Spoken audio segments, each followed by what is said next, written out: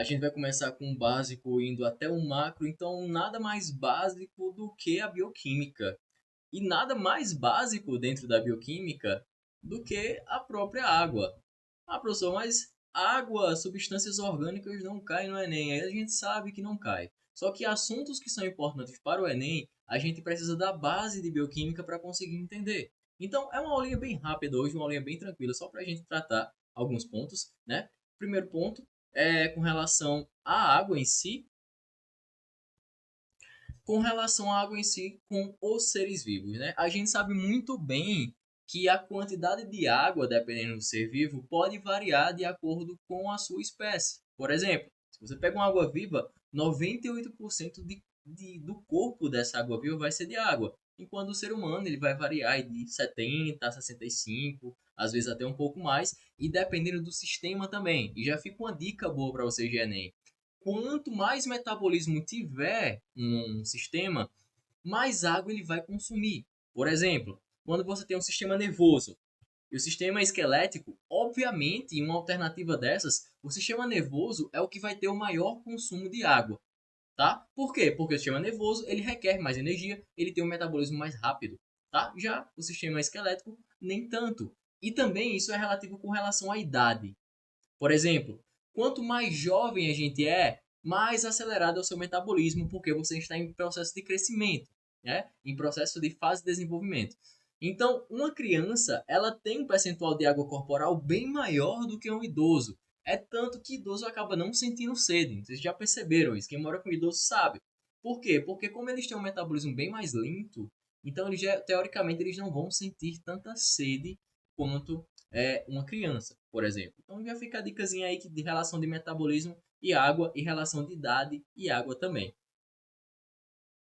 Aqui é uma divisão das nossas moléculas orgânicas e inorgânicas, lembrando que a diferença de moléculas orgânicas para inorgânicas está na sua composição da base de carbonos. Moléculas orgânicas têm uma centralidade de carbonos, tem uma linha de carbonos, tá? Enquanto as moléculas inorgânicas não. Outra característica das moléculas orgânicas é que elas são presentes em um alto teor de energia, elas produzem muita energia. E outra característica também das moléculas orgânicas são que elas têm a capacidade, algumas ou quase todas, têm a capacidade de ser produzidas pelos seres vivos. Por exemplo, quem são as moléculas orgânicas? Proteínas, carboidratos, lipídios, ácidos nucleicos, que tem o DNA e o RNA, e também a gente tem as vitaminas. Então, quase todas aí o nosso corpo tem a capacidade de produzir e também apresenta carbonos em sua composição.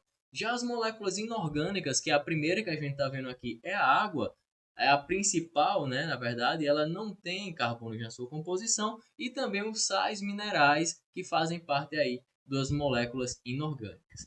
Se você vê uma distribuição nos seres vivos, grande parte do corpo é de água e uma segunda molécula que tem grande prevalência no nosso corpo são as proteínas, tá? Ah, mas por que proteína, professor? Acontece que a proteína ela tem várias funções no nosso corpo. Por exemplo, estrutural, né? Nosso cabelo, nossas unhas, elas são feitas de determinadas proteínas. Transporte através das hemácias que carregam lá os gases do sangue, elas também têm função de proteína. As enzimas lá dos processos de digestão, elas também são proteínas, né? Toda enzima é uma proteína, mas nem toda proteína é uma enzima.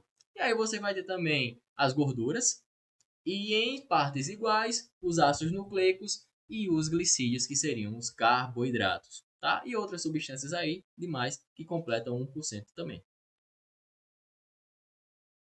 Quais são as principais características da água? Primeiro que ela é uma molécula polar. Por que ela é uma molécula polar? É uma molécula que tem fácil solubilidade. Inclusive, é por esse motivo que a gente considera que a água é um solvente universal, porque ela tende a dissolver substâncias que têm uma afinidade por ela. E lembrando que substâncias que são diluíveis em água são chamadas de hidrofílicas, porque na biologia, filia significa atração.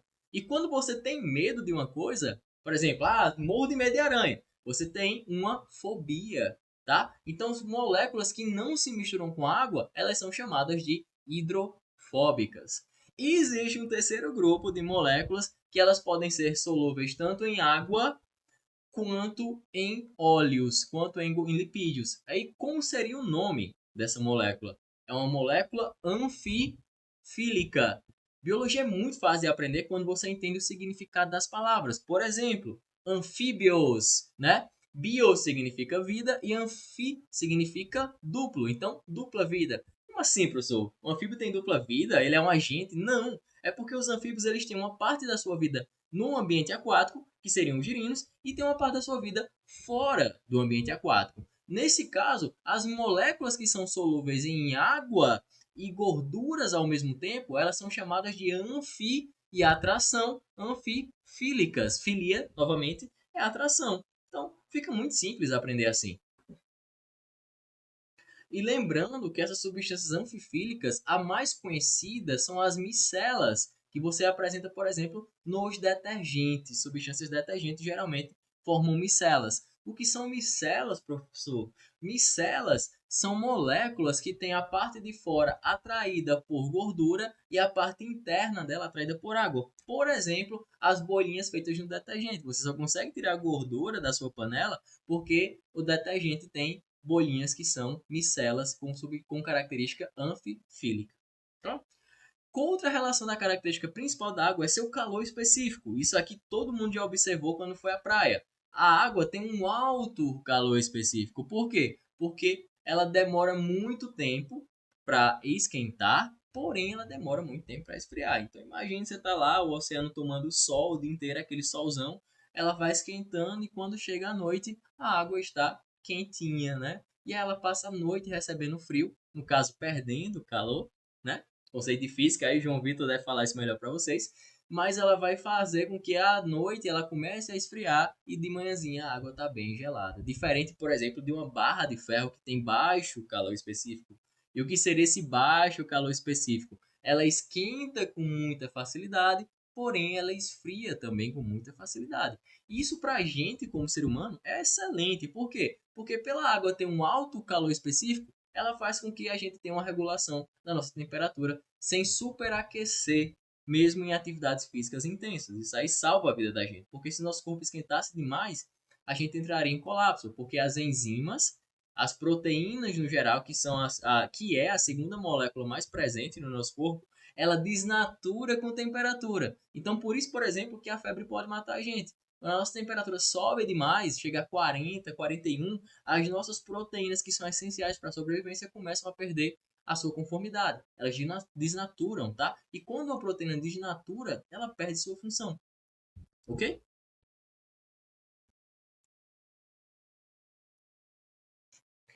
E graças a isso, né, a gente tem a nossa regulação térmica, que é muito presente, por exemplo, no nosso sistema cardiorrespiratório, através do nosso suor, através da regulação da temperatura, através da circulação sanguínea. E esse processo de regulação da temperatura tem nome, tá? É chamado de homeostase, ok?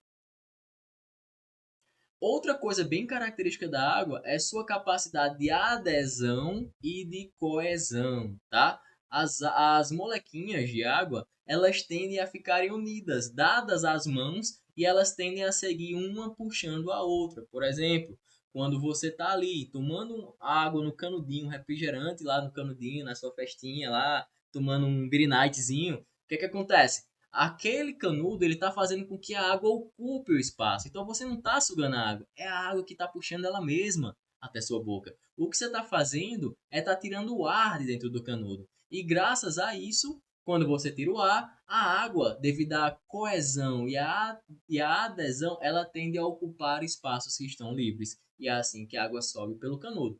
Por exemplo, isso acontece também nas raízes das plantas que tendem a subir quando são absorvidas lá no processo de fotossíntese. Então, para a planta absorver água, ela precisa transpirar, ela precisa fazer fotossíntese também.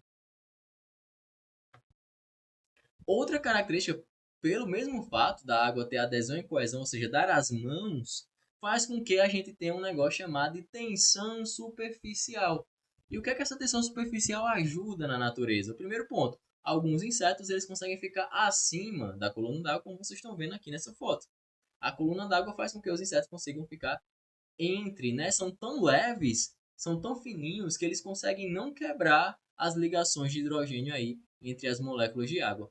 E outro ponto interessante é que essa tensão superficial ajuda, por exemplo, em lugares muito frios. Não sei se você já percebeu, mas quando a gente vê aqueles vídeos lá na internet da galera andando no gelo, em rios congelados, somente a parte de cima fica congelada. Por quê? Devido à tensão superficial. Essa tensão superficial faz com que a água abaixo não congele. E aí os peixes, os animais que ficam ali abaixo da água, eles conseguem sobreviver, eles não são congelados. Então, é um ponto muito importante na natureza,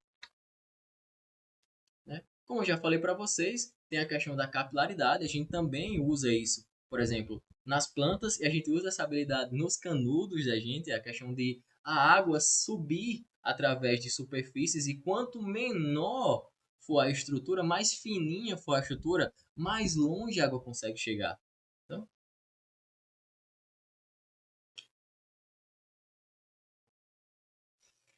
e para que você. E a água, ela é basicamente presente em todas as moléculas que a gente tem. Então, existem algumas moléculas que a gente pode adquirir a capacidade de desidratação, que a gente chama isso aí de hidrólise, né? É você literalmente quebrar moléculas com água. Então, vamos lá.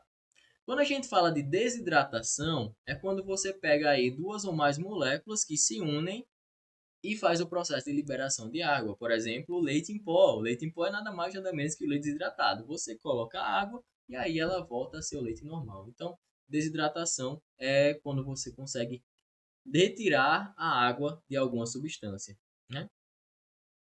E a hidrólise é quando você consegue quebrar uma molécula pela entrada de água. Ah, você colocou água. Hidro, né? Vem de água. Lise sempre vai significar quebra, tá? Lise celular, a destruição da célula, quebra celular. Beleza? Por exemplo, aqui ó, eu vou ter uma glicina mais uma alanina, e aí quando eu retiro a água, as moléculas se unem formando uma ligação peptídica, um dipeptídeo, que vai formar essa nova molécula. Então eu retiro a água e aí eu tenho a apresentação de uma nova molécula. Belezinha, galera? Então, sobre água, é basicamente isso, não tem muito o que falar. É um conteúdo também que quase não cai no Enem, geralmente a gente só precisa saber esses conceitos para ter base para outros. E qualquer dúvida, vocês já sabem, né? Deixa lá na nossa plataforma, comenta, me procura para tirar dúvidas e qualquer material, a gente está aqui para tirar dúvida de vocês, belezinha? Valeu, galera, tchau e até o próximo vídeo.